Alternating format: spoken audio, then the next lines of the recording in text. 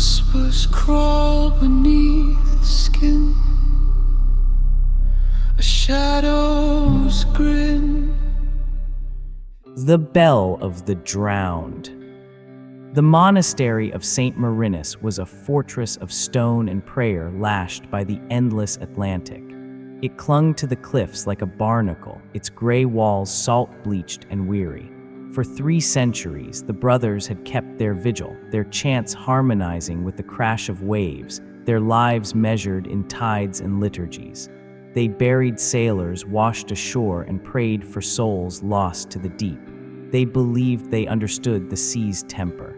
They were wrong. It was old brother Thaddeus who saw it first, his eyes still sharp though his hands trembled. A gleam in the churning green far below the cliffs, not the white flash of a gull, nor the dark roll of a seal. A dull, brassy gleam, persistent as a memory. He watched it for days, through shifting tides, until he was certain. Something man-made rested on the seabed shelf, just beyond the razor rocks. The abbot, a severe man named Augustine, was skeptical.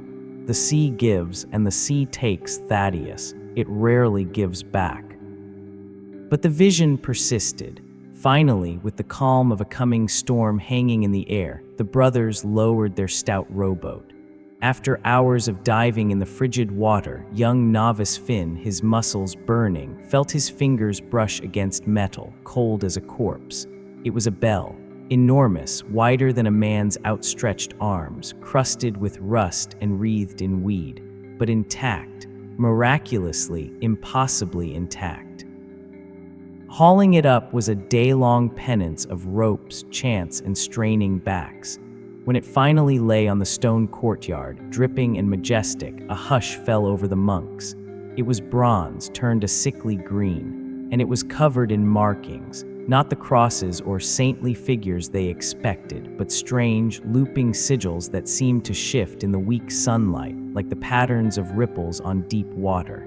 They were blasphemous, somehow fluid in a way that hurt the eyes.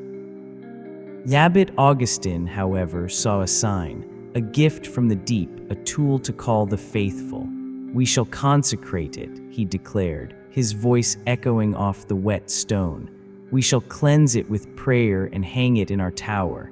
Its voice will honor God, not whatever pagan sorrow it once marked." Finn, standing at the back, felt a chill that had nothing to do with the sea spray. He had lost his older brother, Liam, to these very waters 2 winters past. No body was recovered. The sea kept what it took. He stared at the sigils, and for a moment they reminded him of the way Liam's handwriting would curl at the edges when he was tired. The bell was hauled to the tower, an arduous process that left grooves in the ancient stairs. That evening, as the tide reached its peak under a moonless sky, the monastery was quiet. Then a sound emerged, not from the sea but from the tower itself. A single, deep, resonant note. It was not the clear call of a struck bell, but a wet, crushing toll, as if the clapper were made of stone and moving through mud. It vibrated in the chest, in the teeth. It rang once, and the silence that followed was heavier than before. Abbot Augustine led the investigation, a lantern held high. The bell hung still in the tower, but the floor around it, the solid stone floor, was pooled with seawater, cold, briny, and smelling of the abyss. The unraveling began slowly, like a tide creeping up a beach. The bell tolled by itself each day at the turn of the tide, high and low.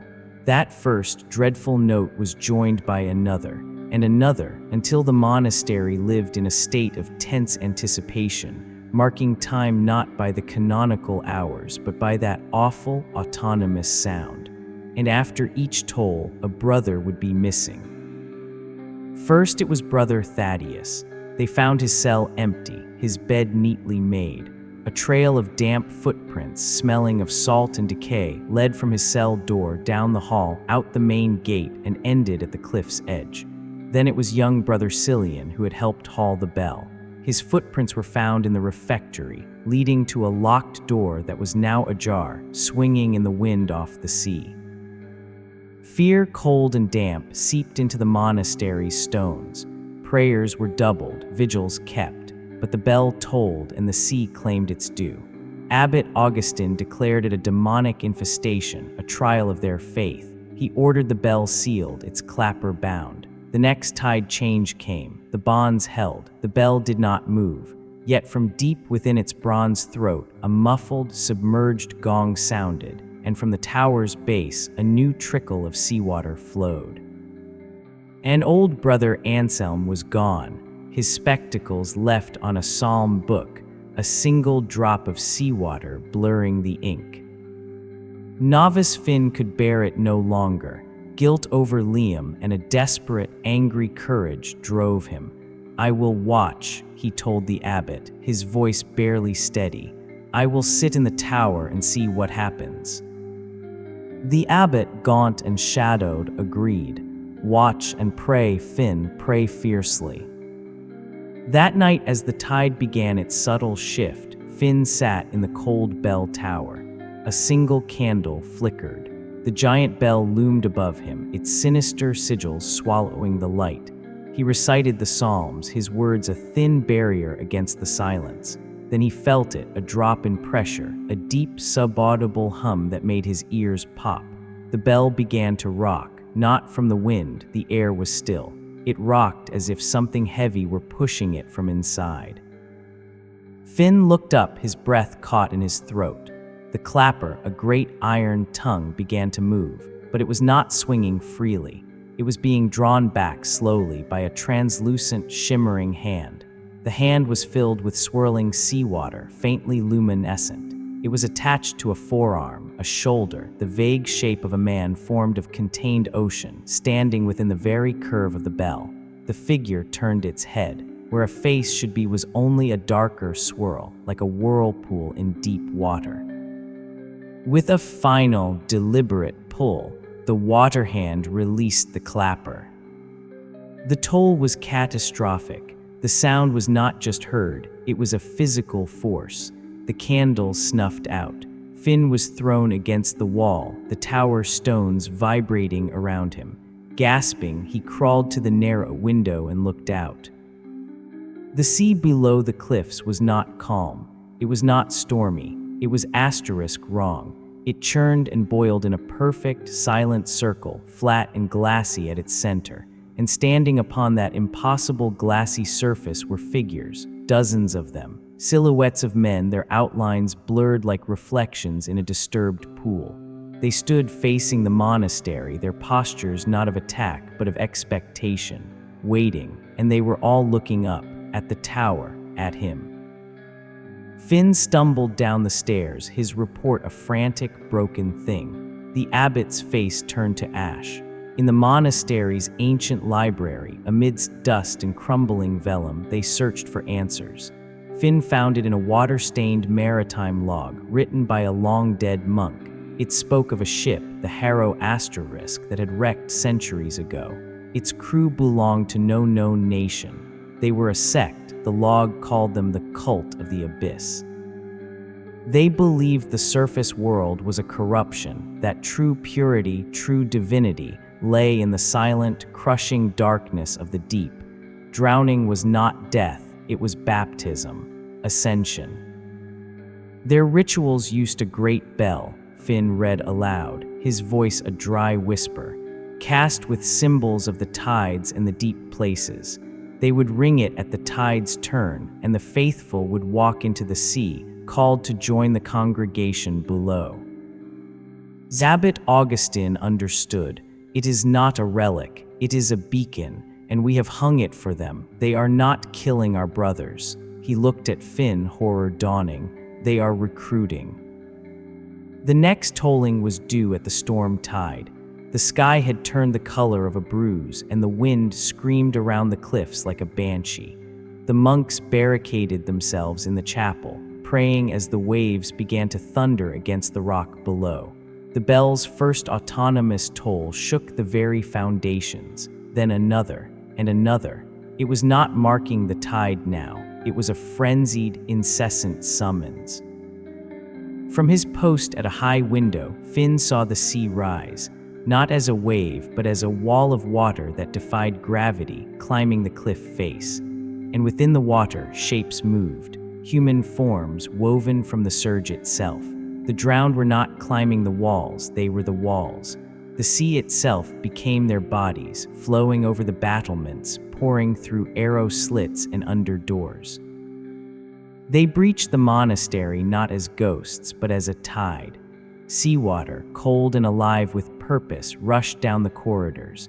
It pooled and rose, and from its surface, hands and faces would coalesce, bleached white like salt-bleached wood, eyes like dark holes in the deep, before dissolving back into the flow. The water sought the living, not to drown them immediately, but to embrace them, to pull them gently, insistently, towards the source of the sound, towards the cliffs. Chaos erupted. Monks fought against the liquid phantoms, but their fists passed through salt water, and the cold grasp of the drowned was unbreakable. Finn saw Brother Cormac, a giant of a man, pulled from his feet by an ankle-deep surge that solidified into 5 skeletal, watery hands. He was dragged, screaming prayers, down the flooded hall and out into the storm. Finn ran not away from the tower, but towards it. He had to see. He had to know.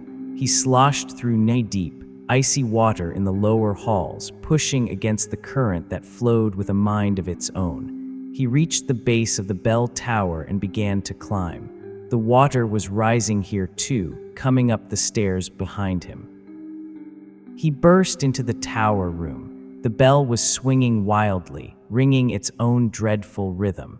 And there in the center of the room stood a figure, more solid than the others. It wore the tattered remains of a fisherman's sweater Finn knew all too well.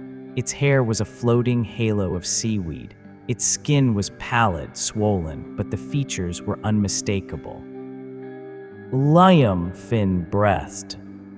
The thing that was his brother turned. Its eyes were not holes, but were the green of deepest ocean, lit from within by a cold, phosphorescent glow. It did not smile. It raised a dripping hand, not in menace, but in invitation. The gesture said, "Come, it is peaceful, it is home. The ringing makes it clear." Finn's heart shattered. The grief he had carried crystallized into a piercing, terrible understanding. The bell wasn't just summoning the drowned, it was offering a promise, an end to loneliness, a family reunited in the silent dark. The temptation was a vacuum in his soul, almost too powerful to resist. The water was at his waist now, chilling him to the bone. He saw other shapes forming in the flood around Liam, translucent monks in habits, their mouths open in silent song. They were happy. They were at peace. The bell's toll was a lullaby. No, the thought was a spark. It was not a spark of faith, not exactly. It was a spark of defiance, of identity. Liam had chosen the sea in life. Finn had chosen the stone, the prayer, the struggle of the living. This was not his peace. It was oblivion wearing his brother's face. He understood then, you could not destroy the bell. It was tied to the souls it had called. Smashing it would perhaps free them, or perhaps doom them forever, but it would not stop the ritual. The ritual was the sound, the pattern. As the water reached his chest, Finn lunged, not at his brother's ghost, but at the bell rope. The thick, unused rope meant for human hands. The drowned had no need of it. He seized it, the hemp rough and wet. He pulled with all his strength. The bell rang, but the sound was different. It was higher, sharper, cut through the air instead of crushing it. It was the bell of Saint Marinus, not the bell of the abyss. The watery figure of Liam flinched. The swirling forms in the water shuddered. Finn pulled again, finding a rhythm. It was the pattern of the monastery's own call to prayer, the sanctus toll that rang for lauds.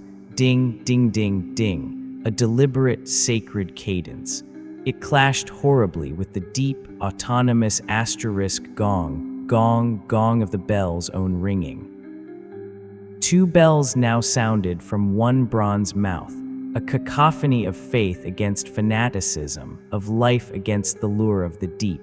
The tower trembled, the water seethed, Liam's form distorted, the peaceful invitation twisting into confusion, then anguish.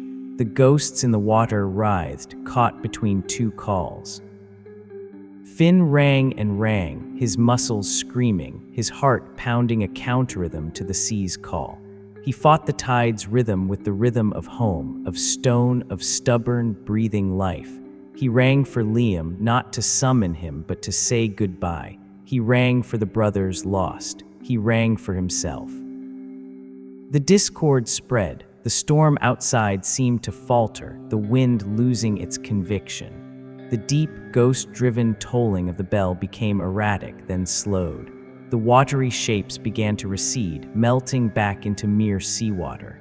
Liam's form was the last. For a moment, the green light in his eyes softened. It might have been sorrow. It might have been recognition. Then he was gone, a swirl of foam on the now placid water sloshing on the tower floor.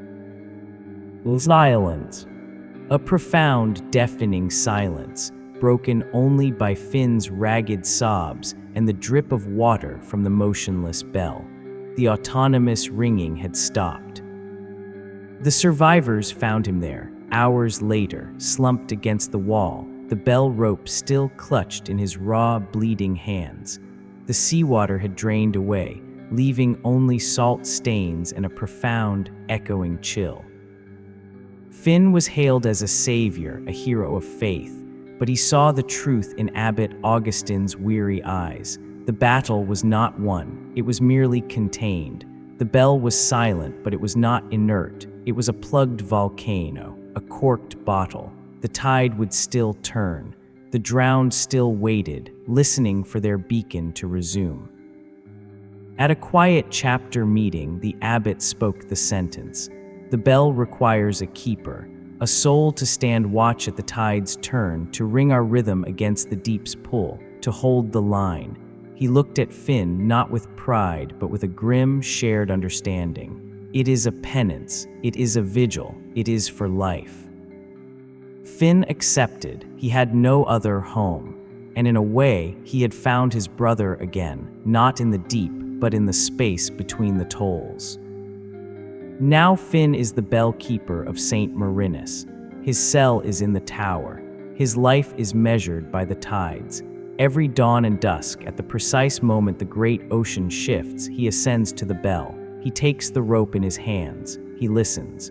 Sometimes, in the moments before he rings, he hears a faint, subaudible hum from the bronze, a phantom vibration, like a sleeping beast breathing. Then he pulls. The clear, sharp notes ring out over the cliffs, offensive sound against the silent call of the abyss.